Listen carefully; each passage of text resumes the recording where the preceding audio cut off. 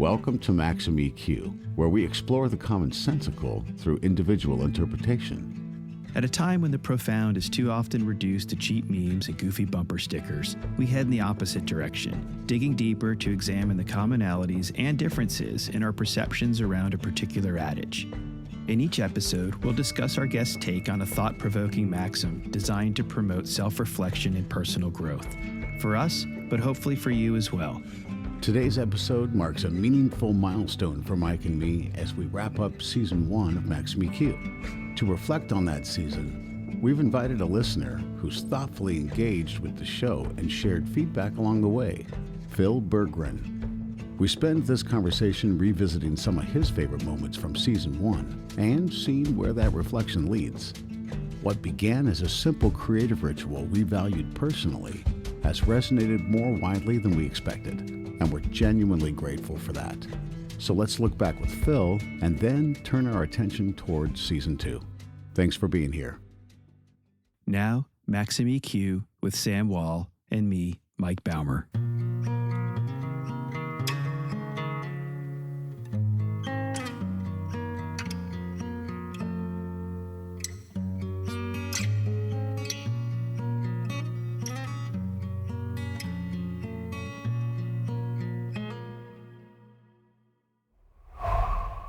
Is it time for...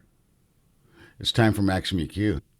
Yeah, another episode of firsts for us. I mean, First time we finished a season. Huh? How about that? First time we finished an entire season. Finishing a season of Maxim EQ. For the sake of bringing some clarity to what we're doing here today, for the listeners, we decided... after having gotten some really amazing feedback from a couple of our listeners, we decided to choose one listener in particular who has circled back to us with enthusiastic feedback on more than one episode. In fact, making sure that we knew that he had listened to every one of our episodes. And we thought this would be great. Maybe we can do a recap on the season by inviting one of our listeners to come in and have, kind of a revisit and maybe just talk about a broader lens on a takeaway from what it's been like being a Maxim EQ listener and a participant over the last 10 episodes. So that's what we're doing today. We got Phil Bergren from Michigan, USA, joining us today, and he's a super cool guy. Gotten to know him a little bit, and I'm psyched for this. You got anything else you want to say to set this up? I mean, I couldn't be any happier going into this because from what you shared with me, in terms of Phil's feedback, it's right in line with exactly what I think we hoped Maxim EQ would do, right? Indeed. Probably in our intro episode, I would have mentioned that I listen to a lot of podcasts and I find myself wanting to hit the pause button and either unpack what they're talking about because I'm not ready to move on. And then there was something dense enough in there for me to want to spend a little bit more time with, or hit the pause button or somehow transport myself into the conversation and participate. And it sounds to me from what you've shared that that's pretty close to the effect that it's had on Phil. Yeah. And so now we've got this opportunity to invite him in and share some of that feedback and maybe a couple highlights of what specific things that resonated with him over the course of the season and what they mean to him. So yeah, dude, I'm totally stoked. It's been neat for me, Mike.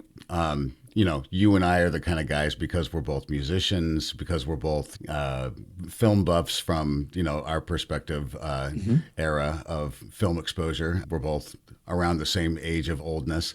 At any rate, our friendship has definitely evolved into a place where we can almost finish each other's sentences with film and music references, right? In conversations, when we're, and I love that. So I told you I've gotten to know Phil and we've kind of become friends and we do communicate, and it's super cool for me. Although because I'm the host of Maxim EQ, it may have tainted the double blind litmus or whatever, you know what I mean? But he makes reference to these episodes sometimes when we're having conversation. I love being able to see that happen in real time, though, when we're talking about something, and then contextually, it's like, oh, it's kind of like that part of that conversation in episode 3.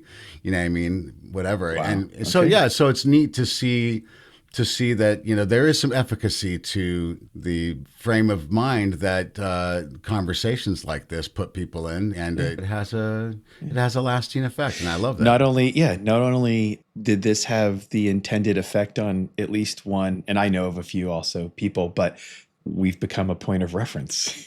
Our material is being referenced. Look at us go. All right. Well, let's invite Phil on. Done and done. Let's see how long it takes for him to hop on here with us. Yeah. Phil. There he is. Good morning, buddy. How are you, Phil? Hey. And welcome to Maxim EQ. Thank you.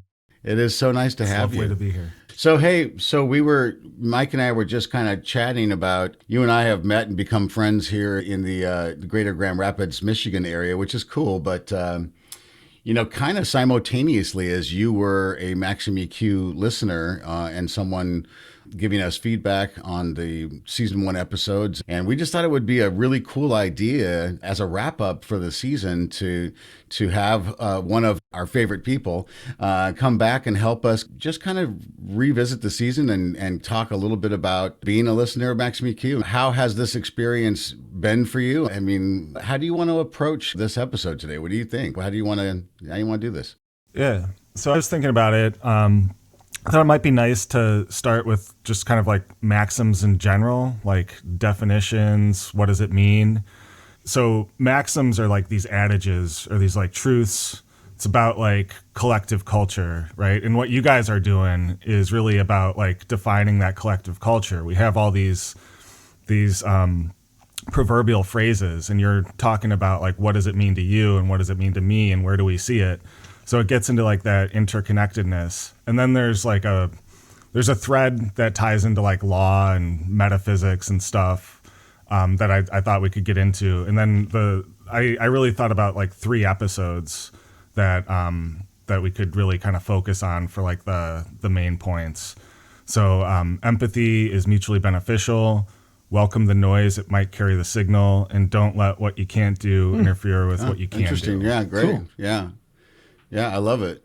Well, let's hop into it, because when Sam and I were rapping for a minute or two before you joined us, Phil, I shared that from what I understand about your experience is it really kind of hits the mark of what we'd hoped to do, which was have a similar effect on a listener that sometimes Sam and I have when we're listening to other podcasts, in terms of something that really resonates with you and wanting to hit the pause button either to unpack it or potentially contribute to a conversation that you don't have an opportunity to be a part of.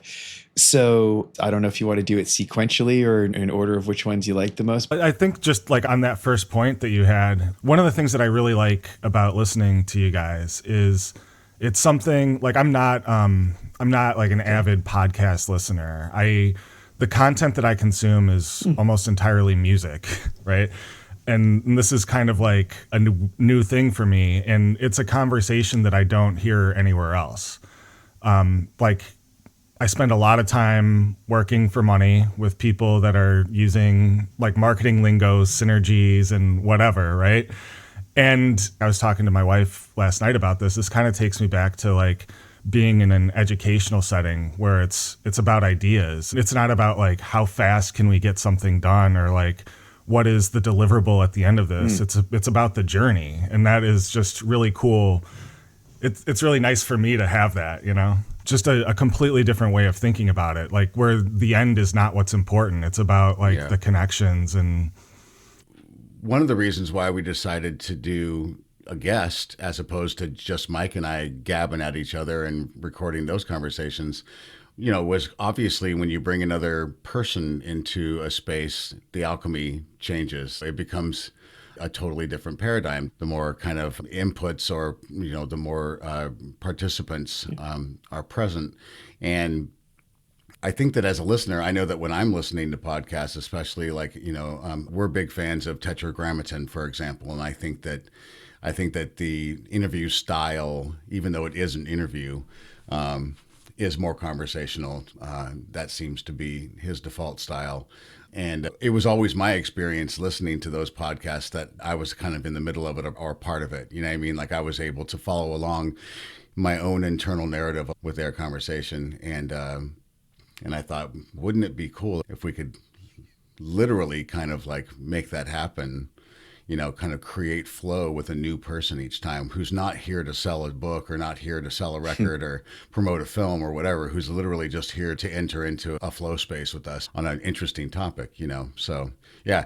And that's cool too, right? Because like you're bringing in a lot of people that have a lot of similarities but approach things differently. And like for me personally, I both think I'm a weirdo and everyone thinks exactly like me all the time, right?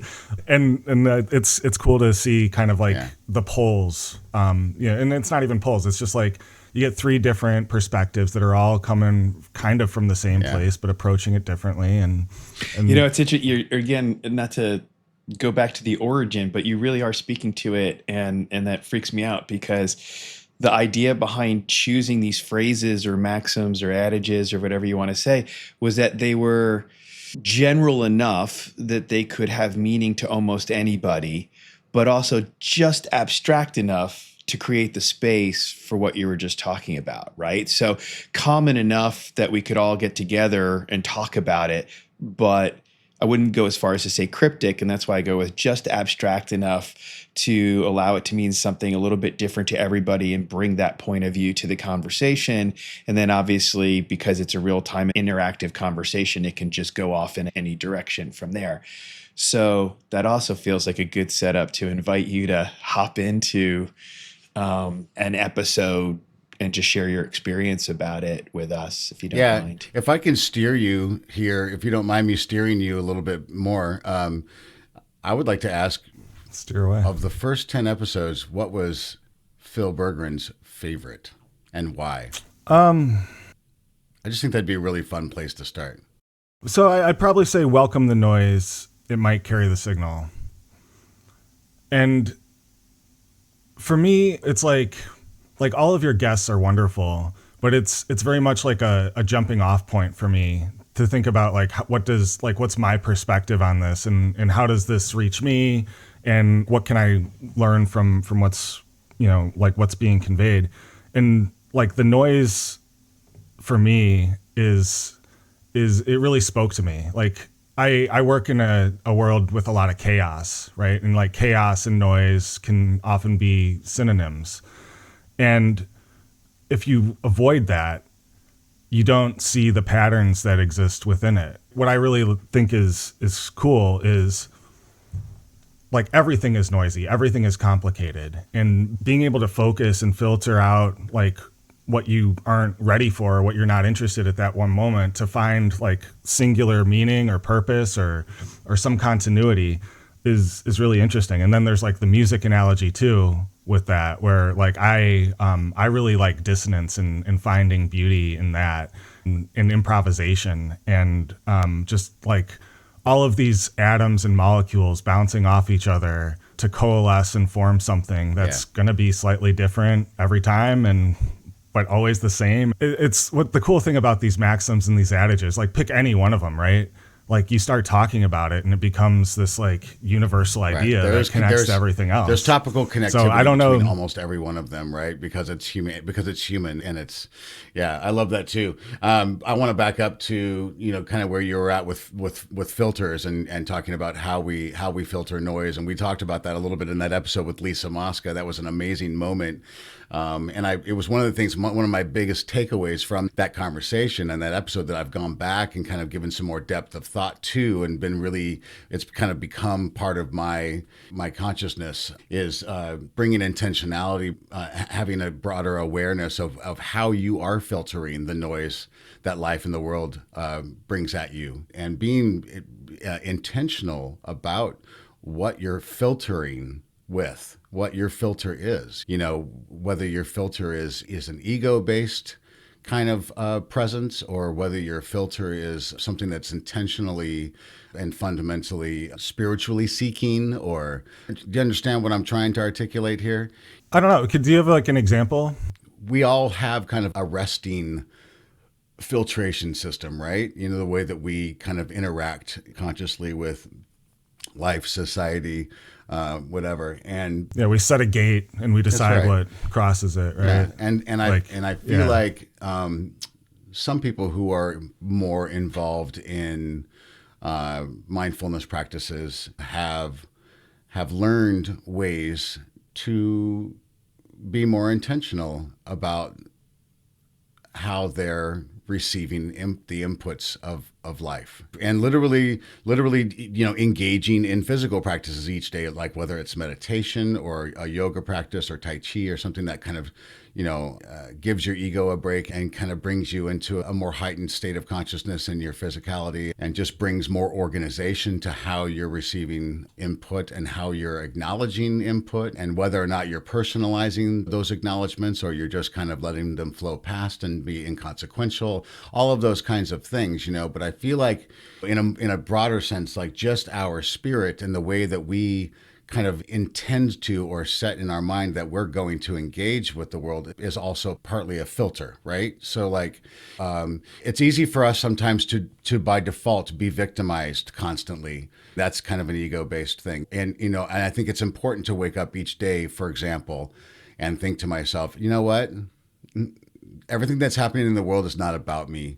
And I don't need to metabolize, internalize, and physically carry around all of the ails, all of the horrific things that humanity is engaged with right now, all at one time. So I can, without sticking my head in the sand and not looking at television, listening to radio, or looking at the internet at all, I can engage in those things without carrying the burden and stress of all things at once. That was a little tangential, but I'm trying to give clarity to what I'm saying.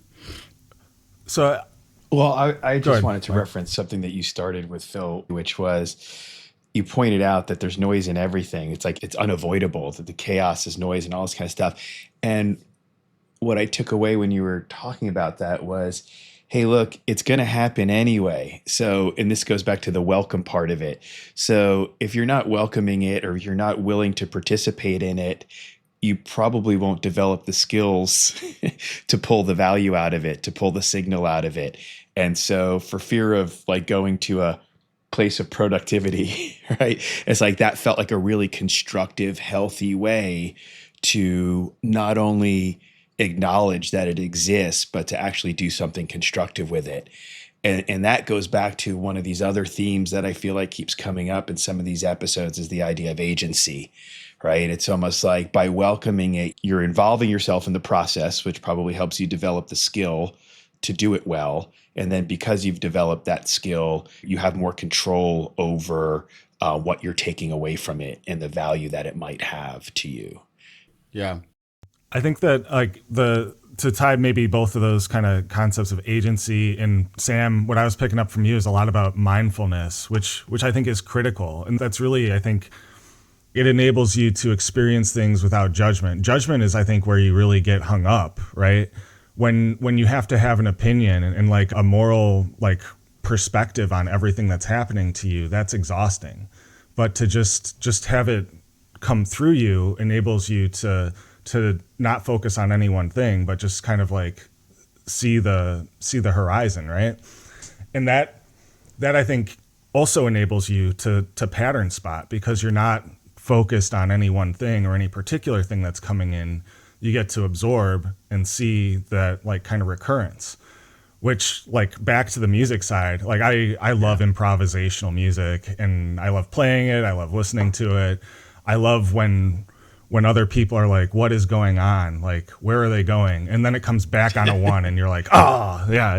It's like they were all in their own collective worlds, right? Like going off, but they have enough ability to just experience things and to hear these little hints that are going on from the people around them, to wherever they go, wherever they get lost, they can come back together because they have these markers.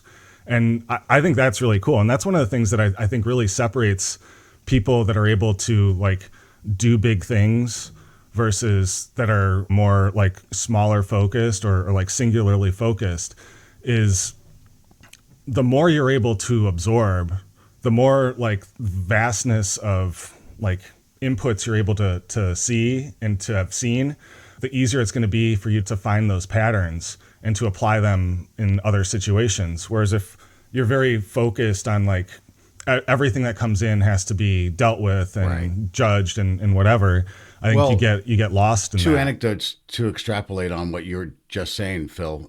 Yesterday I revisited while I was mopping my house, just because it was the first one that popped up. If I'm honest with you, I wasn't seeking it out. It just depth over frequency, the episode. Sometimes I'll edit these things, and I'll spend a lot of time in the conversation while editing, but then I'll forget to actually just listen to it, for the sake of listening to it as a conversation. And I was far enough away from it that I was like, you know what? I'm going to listen to Depth Over Frequency today. Jamal Arnold's episode while I'm mopping my floor. And I did. And I loved the way that he entered in to the conversation with us. And one of the first things he said was like, I asked him, what was the impression of this Maxim that first hit you, whatever. And he's like, it just kind of caught my attention on the page. And I immediately had a download that was like, there's something in this that needs to come through. And so he's like, I got up this morning, set my intentions. Like he has kind of a little meditative process where he goes to his ancestors, he goes to his elders. That's his filter system. He's giving it away. You know what I mean? So it's not about it's about what he's available to receive. So he puts himself on this path to receive. And he's like, I immediately started kind of having my own, I don't remember exactly how he articulated it, but he's like, I immediately started kind of unpacking it in my own head. And he's like, before getting on this conversation with us, and he's like, but then as soon as I caught myself doing that, he's like, no, I know better than that. I know better than that. I just need to leave myself open so that the ancestors can actually flow through me. Yeah. I thought that was really cool what he was saying too about frequency, and you all three of you picked up on it, right? 100%. Like frequency can mean different things. It's like the distance between occurrences, but in the music or the vibe world, right? Like the sound world, frequency is also the distance between the sound waves, right?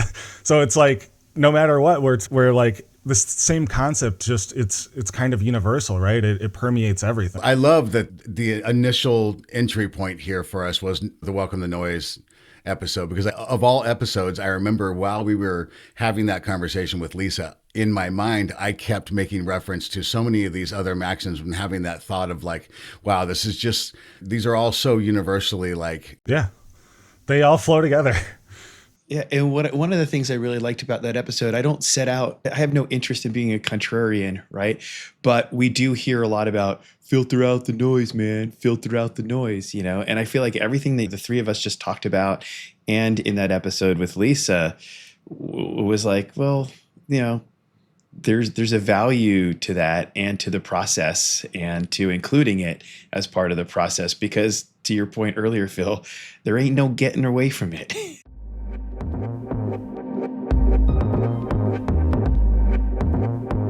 I think it is also exhausting, and that's worth talking about, right? Like, I think it does take training and a lot of experience to be able to sit in the noise and to sit in new noise, right? And to be able to process it and not panic. Setting intentions each day that your heart is on the path and open to receiving enlightenment. That's exactly it. It's setting up that dragnet. You know what I mean? Because we could do a whole episode on, okay, to your point, we're kind of in agreement that there's value in it, but we also appreciate that it can be exhausting until you get over the hump of developing the skills to do it. And so one episode would be like, great, how do I do it? This is the universal struggle of being in a human body, though. This is the universal struggle of being in a human body. This is life. You know what I mean? That is literally the suffering of life. It's like we're in this body and we have these five senses. You know what I mean? The perceived five senses. There might be 30 more that we're not actually giving language to. I'm going to misquote it, but there was something in Kara's episode of Mountain or a Series of Molehills where she said, like, the future is struggle, or looking at the future and not necessarily being able to see a path forward is basically struggle. So the interconnectedness and the complicated nature of everything, like, I think we have to recognize that, like, being able to sit in the noise, being able to handle it and not panic, like that's not something, like, I don't think that's safe or beneficial for someone to just like jump into, right? Like, you got to build those skills, and maybe that's not what's for you right now, right? Like, because it's most important to be safe, right? To have shelter, to have clothes, to have food, right? and focus on that first, right? Like, in no judgment, if you're not able to sit in the noise, if you're not someone that enjoys like listening to the dissonance and trying to find patterns, like that doesn't mean like there's something wrong, right? Like, Right. it's just not where you are right let now. alone being so confident that you're willing to enter into that space playfully, like a jazz musician, right? I mean, and that's an extreme, right? Like people, I think about that. I think about people who decide that they're going to go and do ayahuasca. I'm like, whoa, man, like that is plugging it into a preamp and turning the gain up to 150. I mean, on the noise. I don't know if I can handle that. Being in a studio room with 4 other personalities and trying to flow in an ad-lib musical environment would be really intimidating to me. You know what I mean? Like, I'm not sure if I could handle that, you know? So we kind of touched a bit on depth over frequency. We spent more time on welcome the noise. It might contain the signal. Mm-hmm. I made reference to mountain and molehills. What else? Oh, you mentioned at the top that some of the ones that stood out to you, empathy is mutually beneficial, was one of the ones that made your top list. Yeah. So my question would be this. If you were the listener, consumer, an experiencer of Maxim EQ, if you were meeting someone tomorrow and you were talking about, hey, are you listening to podcasts? And you were like, yeah, I'm actually engaged with this podcast, Maxim EQ. And they were like, oh yeah, tell me about it. And you were telling them about it. You know, if you were telling them one episode that they should start with, what's your go-to? Empathy is mutually beneficial. All right. With John Dykstra from Kenai, Alaska. Yeah. Share why. Yeah. Yeah. Do tell. I have a personal philosophy based on like selfish altruism is what I call it. Like, so the meaning of life is happiness, and I want to be happy. And what's going to make me happy is to make sure that as many people around me are also happy, right? And everything that I'm doing, like, I'm trying to find where are those intersections where the people I'm around are, you know, equally enjoying or looking for the same thing. Like, where are those connection points where we're completely aligned and there is no conflict? And then how do we get there? And empathy is the way you get there, by putting yourself or trying to put yourself in the shoes of the person or the people that are around you and what are they going through. And when you do that, you see how their path aligns with yours, or you get an idea of how their path aligns with yours. And it's just mutually beneficial. You have to earn that idea. You have to work your way towards empathy, right? You have to learn how to be empathic, right? I think you also just exposed why you are the ideal Maxim EQ listener, because sharing your personal philosophy of selfish altruism is a combination of words that would totally, A, not only resonates with me, B, feels like the kind of thing that I would pause a conversation to make a mental note of, hence how some of these came about, including empathy is mutually beneficial, by the way.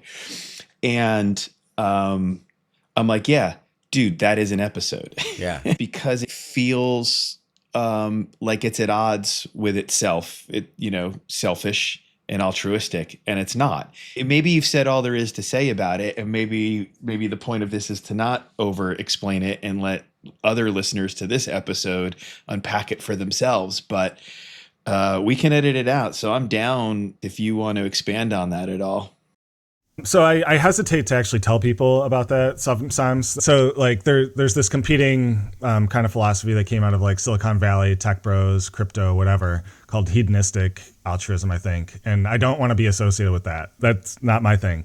But like selfish altruism is these contradictions, right? It's like totally focused on yourself, totally focused on others. It's everything is meaningless, everything is important, right? It's like that's how everything is, right? Like it's these things exist at the same time, and you have to acknowledge it. My favorite singer-songwriter of all time, Gord Downie, the former singer of Tragically Hip.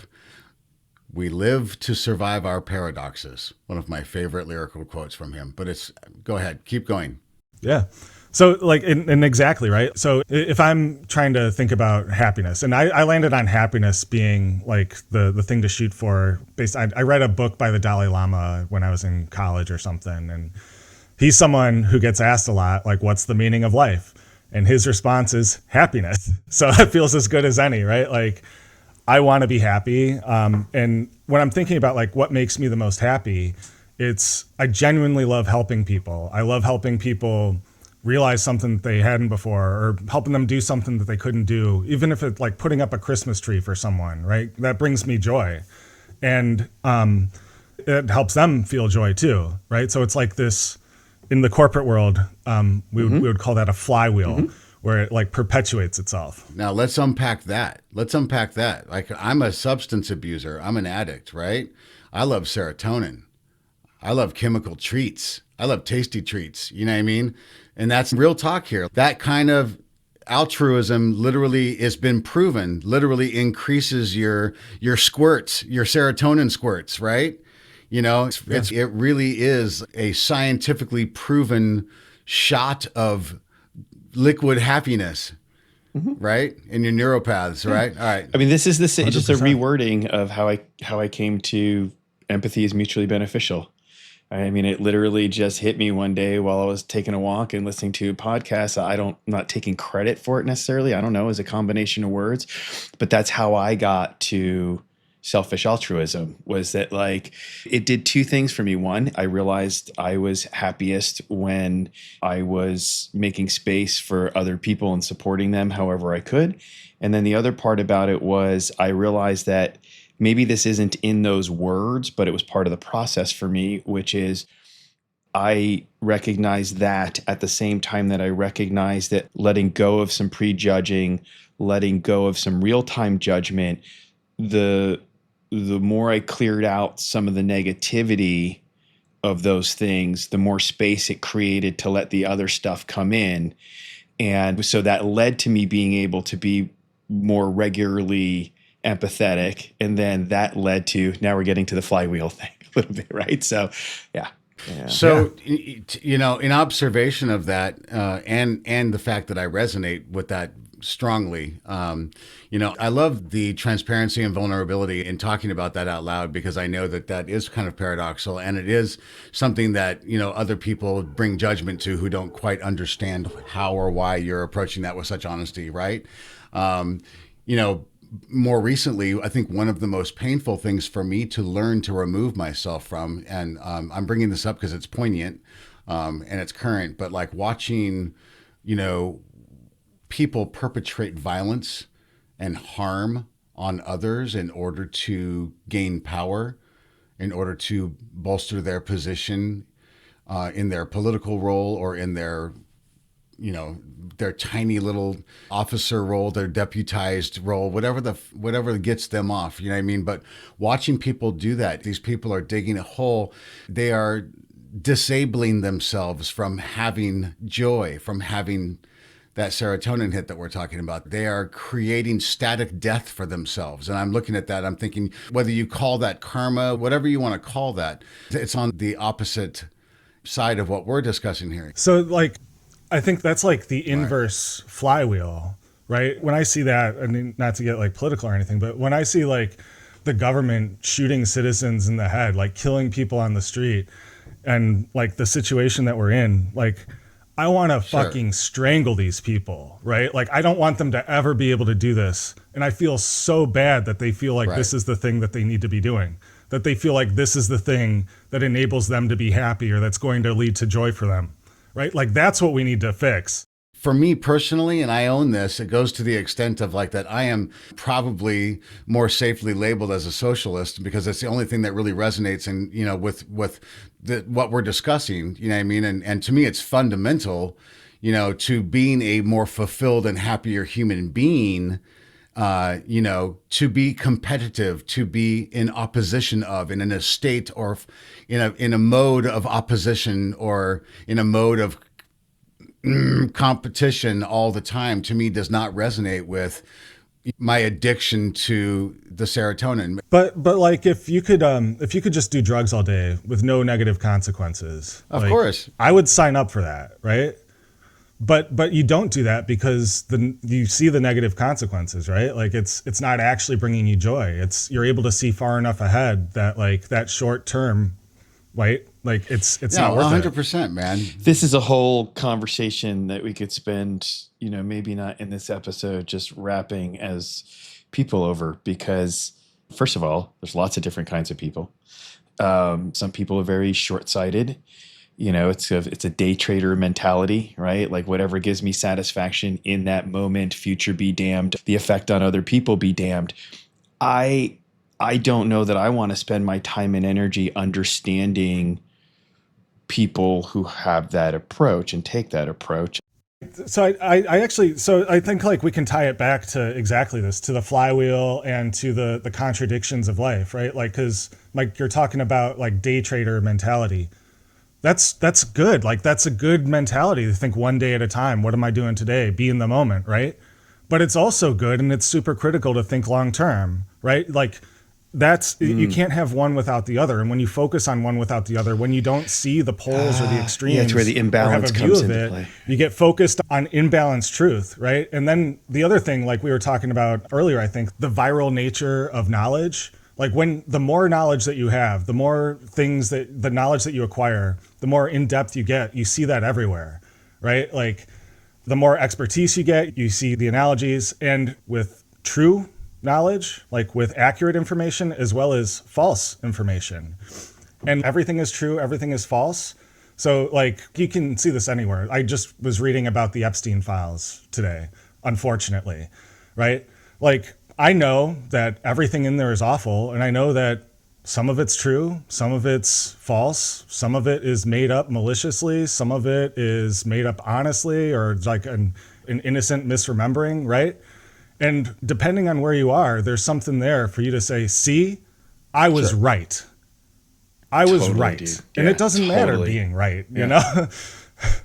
It's like you're not focused on the best thing to like actually get you forward. You're like, I don't know, it's like very myopic. Yeah. Opportunity for confirmation bias is everywhere, basically. I think it's back to hedonism, honestly. So like, what are all these sources of pleasure? Drugs, power is a source of pleasure.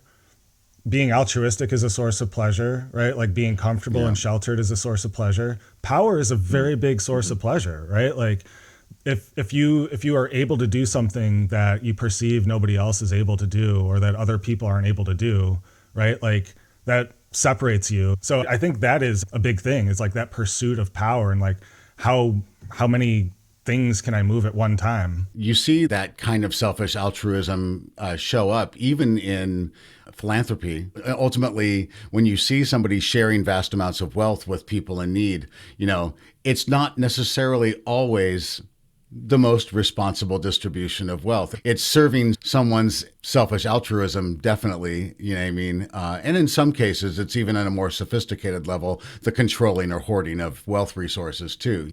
And that doesn't mean it's like empirically bad, right? Like hoarding is bad, right? But like giving money away or giving resources away is good, right? Like you can't, like that's, I think the problem is everything is everything's complicated, right? Reeling us back in just a little bit. But why? That's all right. Because I also like some. That's fair. Don't get me wrong. It's totally fair. But I think I have a good answer to that, which is that each time that we've done it, I feel like, Phil has spit out a pearl or nugget or two that then leads to these other extensions, which is fine. But I also feel like every time we do it, it starts a new one of these threads that you just said, why start over again, right? So my point is, if we hadn't, we wouldn't be getting to the end of each one of those. I guess I'm just ready for another road, or one more road before we break. But then poke the Phil Bear. That's what I'm trying to do. Do it. That's exactly what I'm trying to do. So is there, because, we spent a fair amount of time on empathy is mutually beneficial and then where it took us for 20 minutes. So I feel like it's time for a new thread. And with that, I'll yield to Phil. I don't think we would have gotten to selfish altruism if you hadn't referenced the empathy is mutually beneficial episode. So to Sam's point, I'm curious to know what the next selfish altruism is going to be if you have another one that's going to come from starting by talking about one of the other episodes. So maybe we should talk about the perfection one and the fault lines changing, because that was really interesting to me, like the impermanence of it. Like that really spoke to me. And also the idea of like, we've been talking about like truths or universality or like what is real or not, right? And perfection, like you guys were talking about, like there is not really perfection. Like there is no like empirical perfect. You have people that are making pasta in Italy that have, their families have been doing it for hundreds of years, right? Is that perfect? Is it the same as it has been 100 years ago? It keeps evolving, right? Based on the environment you're in, which also ties into something you guys were talking about. You're never in the same stream twice, right? Yeah. Like all of these things just all And you're a live lawyer, together, right? You know? And so you're practicing law. You're practicing medicine. You haven't perfected law. 100%. So it's like really, it's like these generations of pasta makers are practicing pasticians. Yeah. You know, even now going back to the reference as musicians, and Phil is also a musician, so you can relate to this. But I used to have this conversation all the time with people. You practice to play a show, but you're still only playing a show. Play meaning that you are involved in a flow of shared space with other people, and it is playful, albeit fun.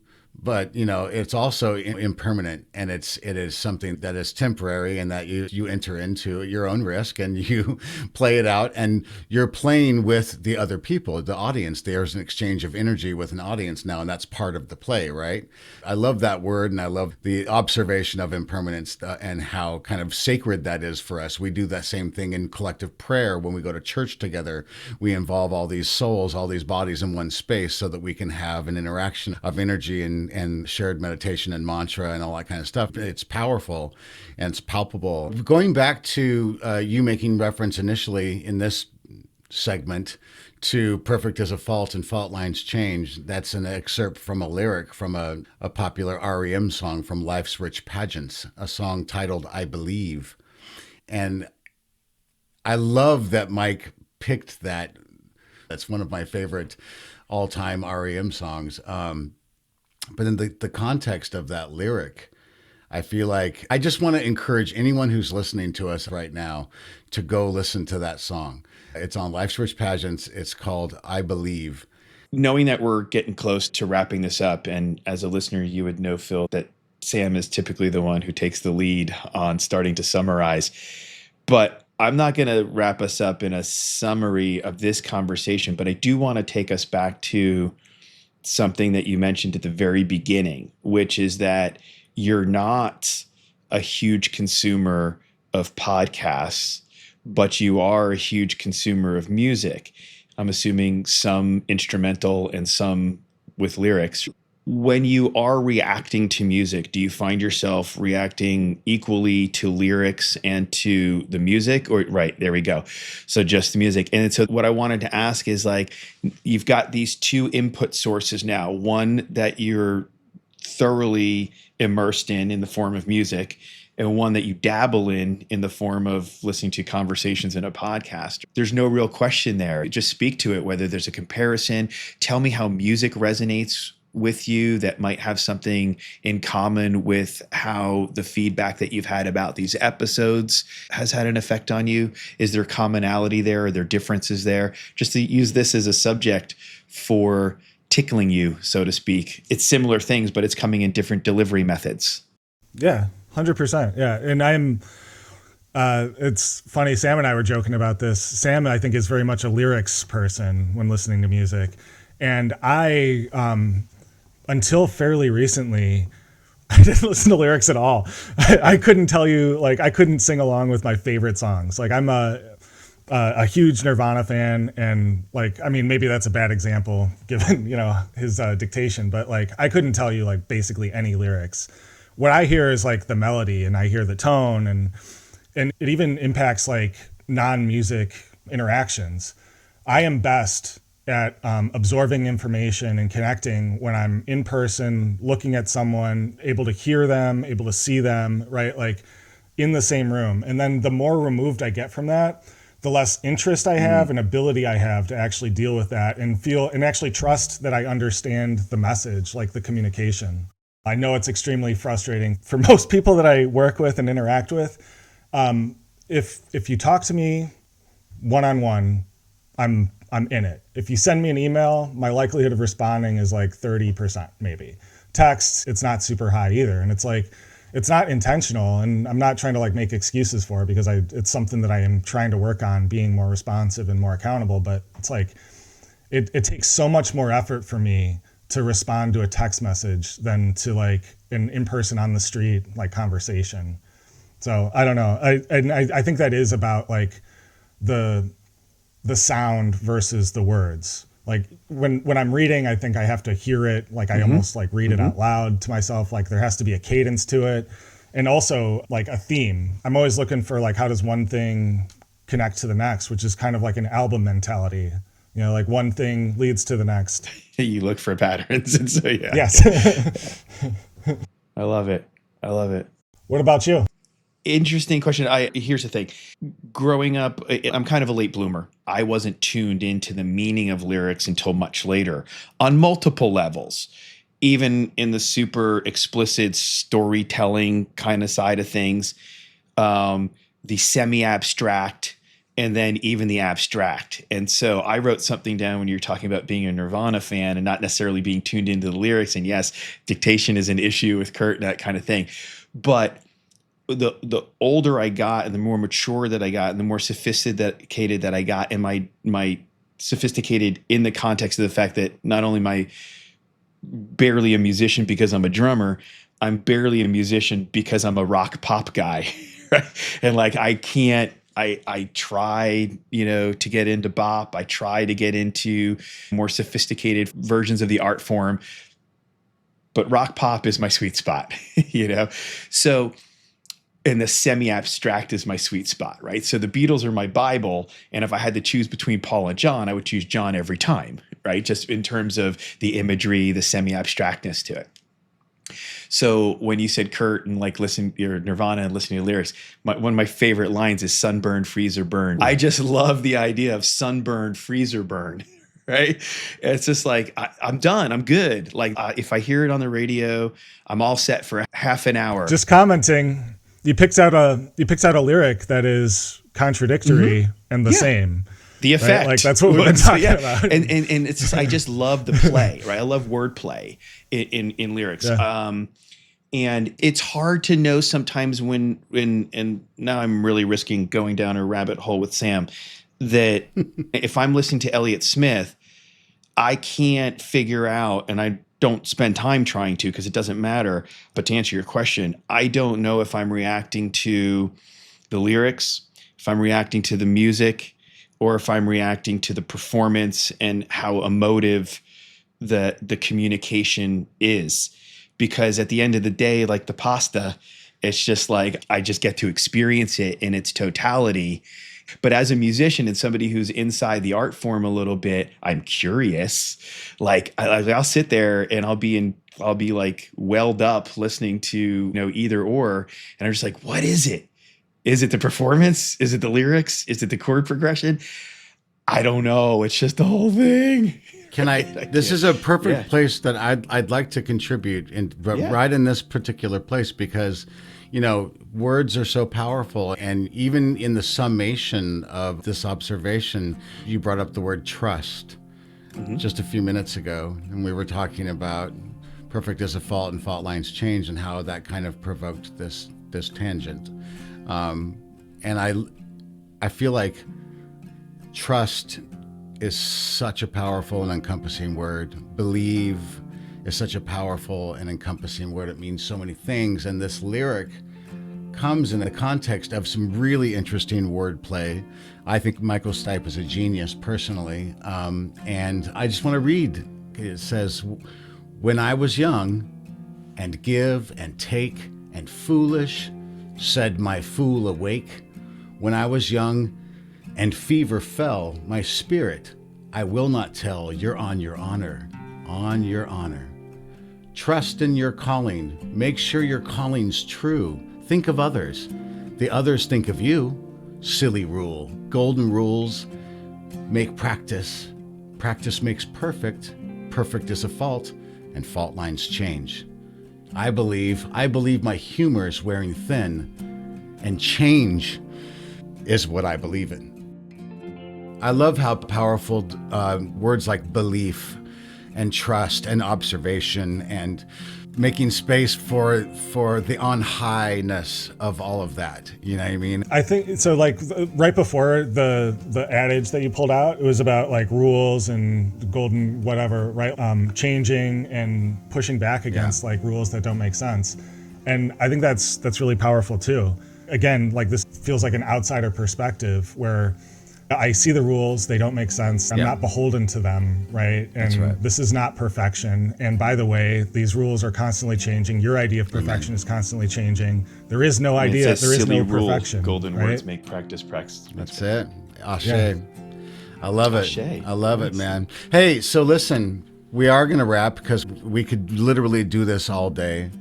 And I'm not going to make this a big dramatic rap. I'm going to make this rap actually speak into and live into the idea that we are friends, that this conversation has no end, that I'm going to enjoy the continuum of this growth with you as a friend, Phil, and you, Mike, after we hit stop on this record. And I want to encourage people listening and sharing this space with us to do the same thing.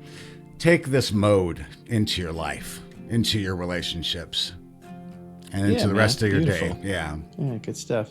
Yeah. Phil, thank you. You know, so obviously we do this. It's a pet project. It's a creative outlet, at least speaking for myself.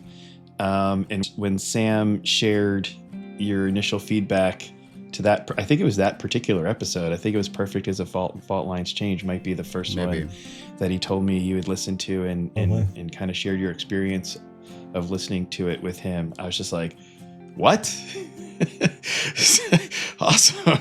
Somebody listen to this. And I've got a couple experiences like that too, that I had teed up in case it made sense to bring them into this episode. But really enjoyed everything that you shared with us today. Really good stuff, man. Really appreciate you taking the time to do it. Yeah, thank you for bringing me in. I love these conversations. Hopefully there's some nuggets of different perspective in there. Hey, it's Sam and Mike, and we appreciate you coming on this journey with us today. We hope that if you enjoyed it, you'll tell a friend. Or better yet, share a link to this podcast and let your community know directly how it impacted you. That would really help us reach more listeners just like yourself. Thanks again for listening today. Please feel free to email us at info@maximeqpodcast.com to share a favorite maxim or adage that you might like us to consider for a future episode. Or perhaps just leave a kind message, maybe some feedback. Till next time, make it a great day.